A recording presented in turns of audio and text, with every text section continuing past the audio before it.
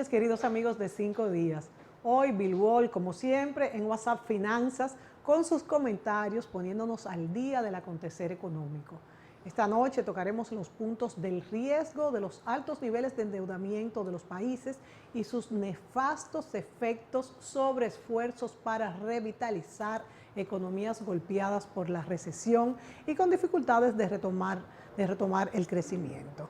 Bueno, al decir esto, pienso también en nuestra propia economía, aunque claro, según los análisis económicos, la República Dominicana es uno de los países del área que más está creciendo. Bueno, pero ojalá que a todos nos llegue un poco de este crecimiento, ¿verdad? Bueno, pero vámonos al tema de esta noche. Esta noche vamos a hablar de la crisis de Grecia y Puerto Rico, que han puesto sobre la mesa muchos riesgos justamente por su fuerte endeudamiento. Buenas noches, Bill. Buenas noches, Mónica. Qué ¿Cómo alegría estás estar hoy? aquí contigo. Qué Yo bueno, fabuloso. qué bueno estar aquí contigo, Bill. Pero seguido vámonos a meternos en el tema. Vamos a preguntarte, ¿qué supone para un país no poder pagar su deuda, por un lado, y por otro, cuando un déficit fiscal se hace crónico y por qué y lleva al endeudamiento? Ok, empecemos la pregunta a la inversa. El alto endeudamiento es resultado de un déficit crónico, como tú dices, que se ha acumulado. Y claro, ha habido momentos en los mercados internacionales de dinero que se facilita el crédito, sobre todo desde 2008, la crisis del 2008, que ha habido, por ejemplo, el efecto de tener dinero barato en muchos países por política precisamente monetaria, que lo que ha hecho es el efecto cuantitativo de bajar los intereses al mínimo y ofrecer dinero básicamente para reactivar la economía. Los países que han tenido déficit pues han visto también premiado en el sentido de que pueden salir al mercado a buscar dinero prestado y obviamente a una tasa de interés que es llevadera por el momento, porque esas tasas son bajas y vienen bajas en los últimos 6 o 7 años, pero obviamente ya en el horizonte se perfila una que eso puede alza en la subir. tasa de interés. Entonces lo que tenemos es que debido a que han tenido déficit, que han financiado, en vez de crear condiciones para reducir ese déficit, planes de austeridades, en momentos en que no era tan severo, sino que podían hacer algunos ajustes y llevarlo tranquilamente y cubrir su déficit, y si iban a invertir en préstamos, que se fuera, o invertir con préstamos, mejor dicho, que fuera a sectores productivos. Es decir, si nosotros tenemos un ejemplo aquí, la carretera de Bávaro, si nosotros podemos cuantificar la inversión en esa carretera, esa autopista, cuántos turistas trae hacia la capital y hacia otros sectores, turistas que van a pagar por el transporte, turistas que van a visitar restaurantes, que van a comprar obras de arte o van a comprar, en fin. Se te va a devolver la inversión. Va a venir la inversión, porque eso entra dinero en las arcas del Estado igualmente. Entonces tú puedes decir, podemos cuantificar que esa carretera en 20 años se paga y luego ya es producto y desarrolla zonas del país, claro, zonas agrícolas que llevan los productos a los centros de consumo. Pero muchas veces no se hace eso, sino que lo que se cubre es un déficit y ese dinero va para planes sociales que deberían ser sagrados, eso no habría que financiarlo, es como si una persona financia, por ejemplo, con tarjeta de crédito el consumo de un supermercado. Eso es primario, tú le debes dar prioridad a eso. Y la tarjeta de crédito son para las cosas que no son necesarias, que tú en un momento dado quieres comprar y lo vas a pagar con el tiempo, pero no necesariamente que tú vivas del crédito de la tarjeta. Y eso en términos de empresa pasa lo mismo, y en términos del Estado, país, pues ya todavía es mucho peor. Y lo que hemos visto el caso de Grecia precisamente es que Grecia, cuando entró en el euro, en primer lugar engañó a la zona euro, porque el déficit que se exigía no era más de un 3% del Producto Interno Bruto. ¿Y ya tenía cuánto en ese momento? No, en ese momento tenía como un 7, un 8, sí, y lo engañaron. Entonces entraron, claro, la zona euro deseando tener más miembros, pues tal vez te dijo, está bien, vamos a aceptarlo. Al poco tiempo, eso fue en el 2001, después vino la crisis del 2008-2009 y necesitó un rescate. Bueno, necesitó un rescate de varios miles de millones de euros. Pasaron 3 años, ya en el 2011, y vinieron otra vez que estaban mal. Y habían notificado que el déficit era como el 6%. Bueno, pues dijeron, vamos a ver, explícanos, denos los datos. Y resulta que era el 12.5 cuando vieron los datos. Y ahí costó otro, en fin. Ya para el 2011 Grecia debía 240.000 millones de euros en rescate solamente. Y se le exigía, pues primero, un plan de austeridad, porque había llegado el punto con gobiernos populistas de que la gente se jubilaban a los 52 años. Y no solamente a los 52 años, porque no podía jubilarse con una pensión muy elevada. Entonces el gobierno le subsidiaba la diferencia para tener una pensión mayor. Wow, pero es insólito pues retirarse a los 52 años. No, pero bueno, imagínate tú, cuando todo el mundo estaba haciendo lo opuesto, sí, claro, ellos estaban haciendo alargando el tiempo de trabajo. El archipiélago griego, que tiene más de 1000 islas, ninguna de esas islas pagaba impuestos, ni siquiera el equivalente del ITEBI, para facilitarle las cosas. Bueno, pues entonces tú no estás generando ingresos. El puerto, los puertos principales, se le había recomendado que lo privatizaran y que sacara dinero de esa privatización en vez de costarle una serie de empleos, porque tenían gente empleada que no hacían nada. La radiodifusora, televisión griega, se le dijo, véndanlo, eso no es rentable, véndanlo, y se quitan todos esos empleados que lo metían ahí, como tú sabes, como nada. Llegaron a venderlo. Entró el gobierno de Tsipras y volvió otra vez a abrir la empresa y a emplear 4000 empleados. Pero óyeme, con dinero prestado. Entonces tú llega un momento, un país que lo que exporta es algo de vino y aceite de oliva y el turismo, y tú estás tomando prestado porque el euro, la gente dice, bueno, esto es euro no lo va a dejar que se caiga, una moneda fuerte, y vamos a prestarle. Y ahí tiene una deuda de 300 y pico de millones de miles de millones de euros que no puede pagar. ¿Cuál es el problema en que se encuentra Grecia? Se sabe que no puede pagar la deuda, que realmente la deuda debía de reducirse, pero ya otros países ya redujeron eso en años atrás, los rescates previos. Y sobre todo los alemanes y los países nórdicos dicen, no, nosotros no vamos a perdonar más deuda, vamos a hacer un plan de alargarlo, pero no vamos a perdonar. Y por consiguiente que nos paguen y que creen un programa de austeridad como se ha hecho en España, como se ha hecho en Portugal, como se ha hecho... Sin embargo, los griegos no quieren. Y los griegos no quieren. Este mismo presidente salió con la promesa de que no más de que no entrara. Y ahora se la ha tragado porque se ve obligado a ello. Los bancos necesitan 10.000 millones de euros para recapitalizarse. O sea... Pero Alemania cedió ya. No, Alemania está de acuerdo siempre y cuando no haya perdón de deuda y que se implementen los planes de austeridad. O sea, Alemania... él van a prestar el dinero respaldado por planes de austeridad y de pago. Y de pago. ¿Qué es lo que sucede? Puede ser que los griegos digan, vamos para adelante, después veremos, ¿verdad? Como lo típico sí, lo que dicen a ver qué después qué pasa. Eso podía ser, pero por otro lado, la zona euro no quería dejar caer a Grecia, que hubiese sido un problema, y en estos momentos, como todo pasa en la vida, en los peores momentos de las personas como del país, es cuando tiene una presión enorme de migrantes que están entrando de Oriente Medio y de África, que son más de 60.000, que para Grecia también le está creando un problema. Sí. Así que un mal manejo de la economía, un mal manejo de tomar prestado con ciertas libertades, sin tener un plan de repago adecuado y de ajustar sus condiciones a su forma de sus recursos y generar recursos adicionales, se encuentra en una situación... Y nos podemos ver nosotros, Bill, reflejado en esto. Así está el caso de Puerto Rico, que hablaremos en el próximo segmento. Y lo que sí te quería preguntar, antes de irnos a la pausa, pero ya lo contestaremos en la próxima, yo creo que las privatizaciones a veces son necesarias en estos casos, e incluso antes de estos casos cuando las empresas no funcionan.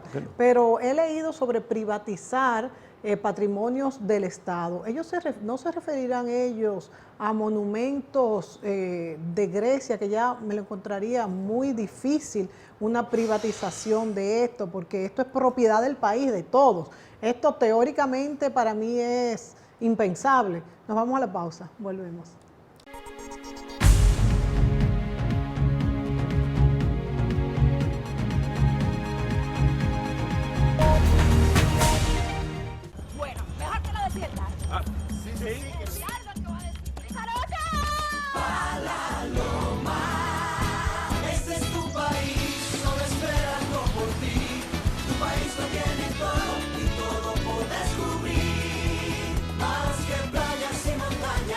Alegría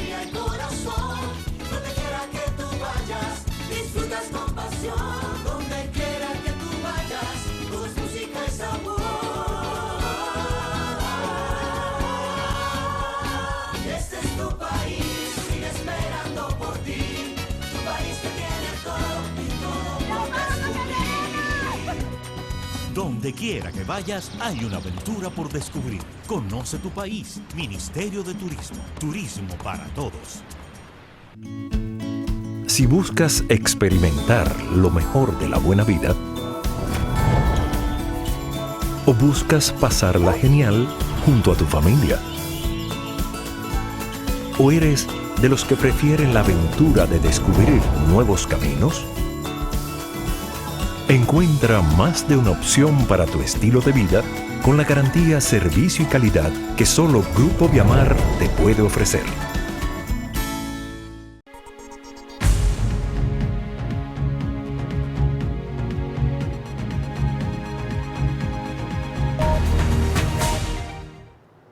Bueno, cuando hay crisis se hacen muchas cosas, Bill, ¿verdad?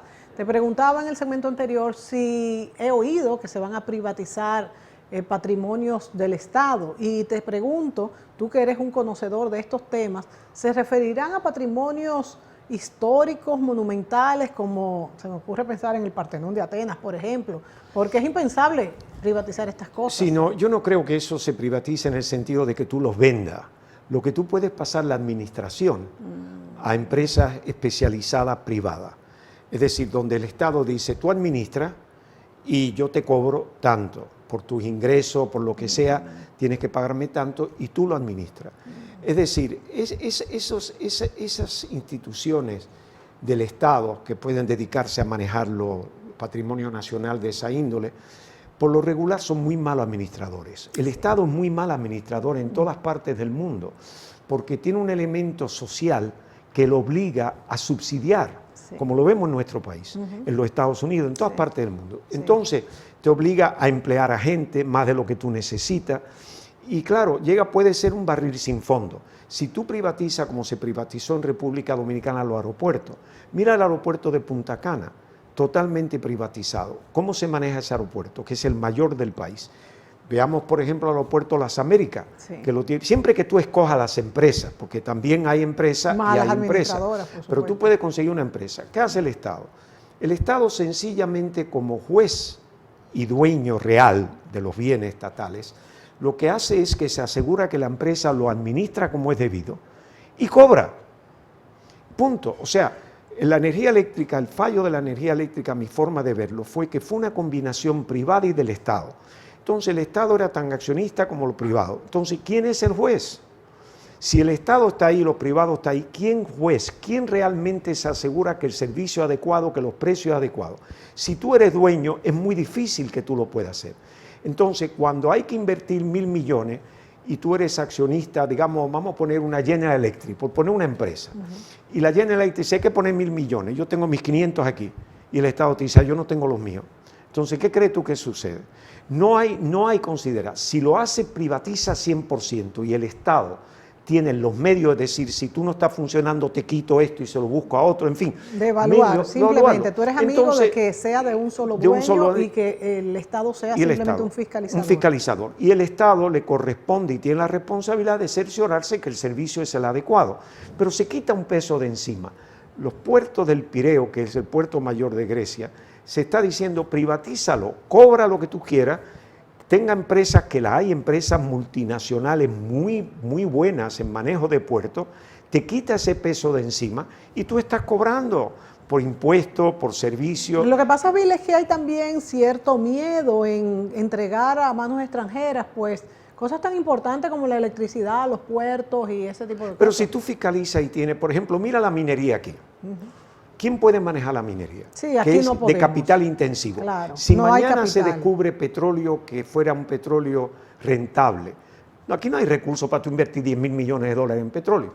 Va a tener que venir una compañía. Tú escoges las compañías primero y luego lo que te asegura es que tú sacas los ingresos que debe hacer. La renegociación con la Barrick Gold. La pena es que el oro está por debajo de los 1.200 y se espera que siga bajando. El costo de la Barrick Gold anda sobre los $850 por onza. Sí. Quiere decir, ya con 1.100 ya no hay tanto margen para el Estado. Pero eso no es culpa del acuerdo con la Barrick Gold, eso es el mercado internacional, como puede subir mañana a 1.600. Es decir, cuando hablamos de privatización no quiere decir que vende, quiere decir que tú puedes buscar administradores que te quita un costo a ti de manejo y que te permite los ingresos y que tú fiscalizas para asegurarte que están cumpliendo con los requisitos que tú exiges. Sí. Billy, hablando de mercado internacional, por ejemplo, Grecia y ya también metiéndonos un poco en Puerto Rico, ¿qué pasa con esta deuda? ¿No se pudo haber puesto en el mercado internacional para no tener que privatizar quizás estas cosas? Se ha perdido tanto la credibilidad de estos países que ya esta deuda no es atractiva, tiene una calificación muy baja para la compra, ya no es atractiva para bonos. Ese es el problema. La deuda, por ejemplo, en Grecia difiere de la de Puerto Rico en el sentido que los grandes acreedores son países. Sí. Grecia le debe a Alemania, creo que son 65.000 millones de euros, pero que se debe al rescate anteriores. Sí. En el caso de Puerto Rico, el otro fenómeno de Puerto Rico es que Puerto Rico debe unos 73.000 millones de dólares. Sí.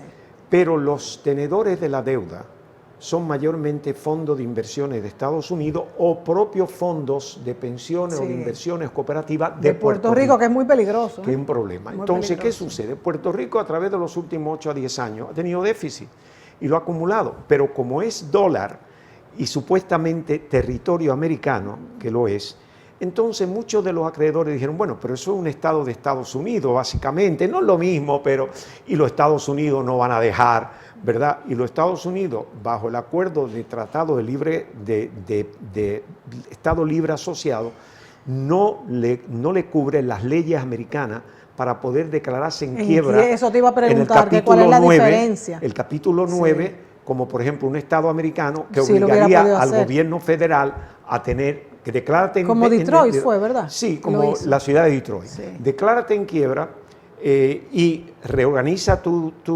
deuda y nosotros te apoyamos de alguna manera. Y le dan el periodo de gracia, el periodo de gracia le da incentivo y sí. tú vas para adelante. Pero Puerto Rico, sí. La gente que compraron los bonos, parece que no leyeron la letrica de qué representa legalmente para el Congreso americano un Estado libre asociado. Sí. Y entonces ahí tienen un dilema. ¿Qué pasa con Puerto Rico? Puerto Rico, la población ha bajado de 3.8 millones a 3.4. Sin embargo, hay más profesores, más maestros, y el presupuesto de la Universidad de Puerto Rico es mayor ahora que cuando tenían 3.8 millones. ¿Y a qué lo atribuyes? Bueno, a meter empleo, pagar profesores, tener los sindicatos pagándole, y obviamente no tiene sentido. Sí. Una de las cosas es que tú vas a tener que tener un plan de austeridad. Yo como banquero toda mi vida, si tú vienes y dices, tengo un problema de liquidez, Bill, en mi negocio personal, entonces tú vas a decir, bueno, ponme todos tus gastos, vamos a ver tus ingresos, vamos a ver si puedo aumentar los ingresos o vamos a ver cómo se pueden reducir los gastos o las dos cosas a la vez. Entonces, tú vamos a tener, si tú vas a un restaurante 2 veces a la semana y tú no puedes, te decir, mira, ve uno o no vayas. O no vayas, corta aquí, corta esto, corta lo otro.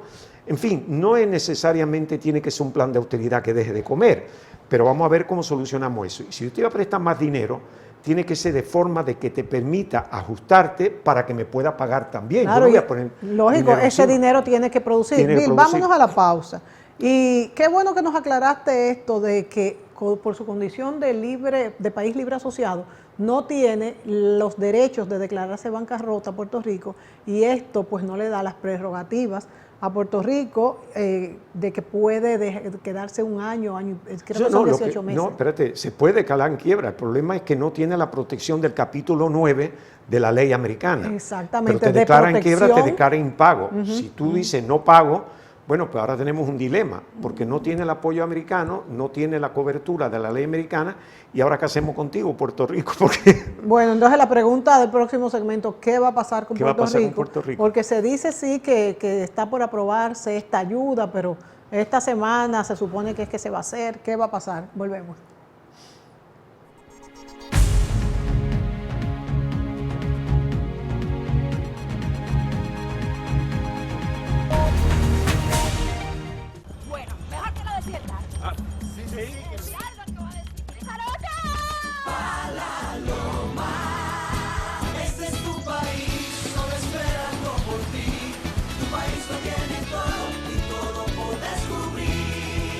Más que playas y montañas.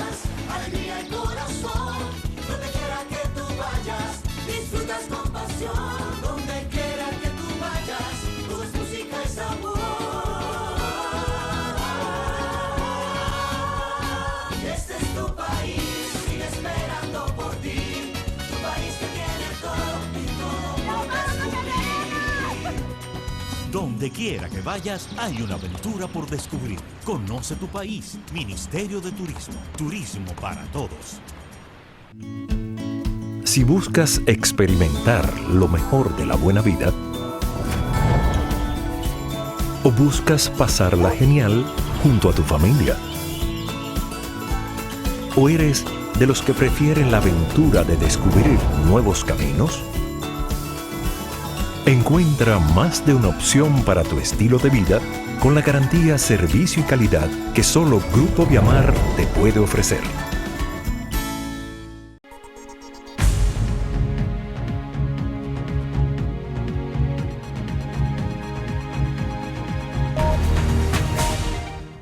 Bueno, hablamos esta noche de las deudas de Puerto Rico y Grecia, pero si nos vamos un poquito más allá, Bill, hemos visto que en los últimos años las deudas se han elevado a nivel mundial terriblemente, la de Estados Unidos, la de China, la de Japón, la de Portugal, que también ha estado en default, Jamaica, Irlanda. ¿Qué hacer? ¿Por qué esto? Por ejemplo, Puerto Rico, que tiene una moneda dura, que es el dólar, también Grecia también, esto mismo ha hecho que la deuda sea mayor porque no puede devaluar, pero ojalá nosotros también tener una moneda dura para que el valor de nuestro salario sea el mismo valor que el que trabaja en un país desarrollado. Yo sé que tú como banquero no estás muy de acuerdo en eso, yo lo sé, pero el que trabaja en la calle... Mira, todo tiene su pro y su contra.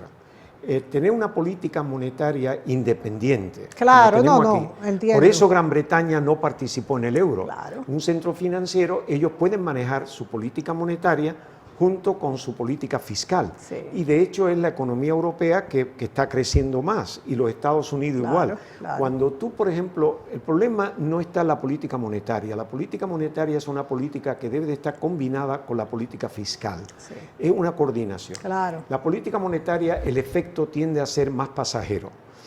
Yo puedo crear condiciones de aumentar las tasas de interés o bajar las tasas de interés y tiene un impacto. O sea, es bueno aclararle a los amigos que cuando Bill se refiere a las políticas monetarias, son las medidas que toma el Banco Central de ese país, claro, para que haya más dinero, menos dinero para evitar en la inflación. Claro, la inflación es lo más problemático, exacto, que pierde valor el dinero. Entonces, esa política monetaria tiene que estar concertada junto con la política fiscal, aunque son independientes las políticas. Pero de hecho, el Banco Central no puede cubrir un déficit presupuestario del gobierno, porque por ley los bancos centrales no son prestatarios del gobierno. Por consiguiente, se sienten limitados en su función como debe de ser. Ahora, el gobierno, que es el que hace su presupuesto y determina sus gastos, tiene que tener unos gastos inteligentes. Está la parte social que todos los gobiernos tienen, la pobreza, cómo ayudar, la parte de educación, salud pública, eso es sagrado.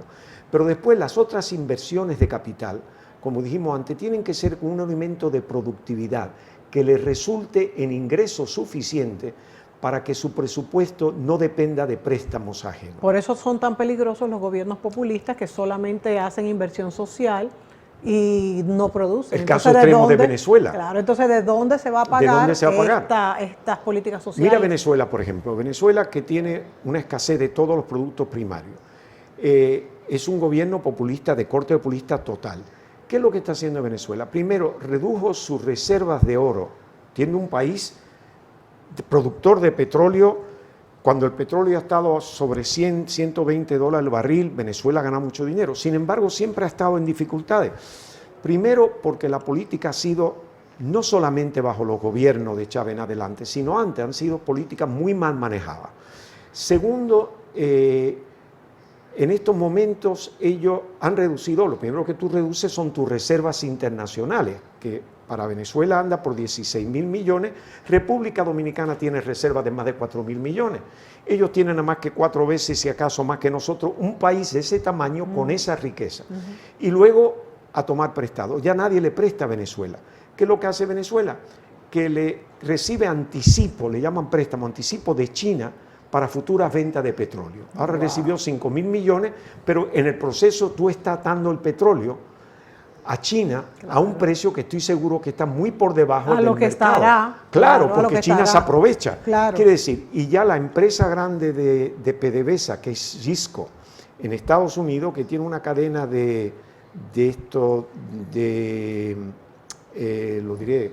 Dios mío, tiene una cadena bastante amplia de gasolineras, Sí, y gasolineras. tiene refinería en Estados Sí. Unidos. ¿Sabes lo que ha hecho últimamente? Ha emitido bonos para pagar dividendos a PDVSA, Wow. para facilitarle al gobierno venezolano algunos dólares. Cuando tú estás tomando prestado para pagar futuras ganancias, Imagínate, ¿tú te imaginas en qué condiciones puede estar? Bill, entonces en estos 30 segundos que nos queda, resúmeme muy brevemente qué puede hacer, te repito la pregunta inicial, un país cuando no puede pagar su deuda. Cuando no tiene que pagar su deuda, el país tiene que negociar con los acreedores. El país tiene que estar preparado a entrar en un plan de austeridad medido para que no vaya a descuadrar por completo, pero tiene que llegar a un acuerdo. Ningún acreedor quiere perder dinero, pero ningún acreedor quiere quedar en suspenso, que es peor. Sino, siéntate conmigo, vamos a negociar, siempre hay dinero, tenemos maneras de hacerlo, y tú llegas a un acuerdo. Si tú dices no pago, automáticamente, cuando has tenido tiempo de negociar para no llegar a ese extremo de no pago, y ponerte contra la pared, renegocia la deuda. Y lo que hay que hacer es prevenir. Lo que tienes que hacer es evitar llegar a esa etapa como llegó Puerto Rico y Grecia, donde la salida es muy triste, va a sufrir muchísima gente y te encuentras realmente en una situación de muy poco terreno para maniobrar. Bueno, y eso, que Puerto Rico y Grecia están bajo las dos sombrillas más poderosas del mundo, que aunque eso los ata por un lado, pero también les da mucha ventaja. Y lo obliga, no, pero también lo obliga por otro, porque Sí, lo que tú hagas también. con Grecia, los otros países de la Sí, zona euro va a decir, sí, que ¿por qué ¿y no lo yo haces qué? conmigo? De manera que todo tiene sus pros y sus contras, señores. No nos queda más tiempo. Bill Wall y Mónica Gutiérrez se despiden de ustedes, pero también dejándoles el mensaje de que, señores, no nos endeudemos ni como país, ni como negocio, ni como personas. Hasta mañana.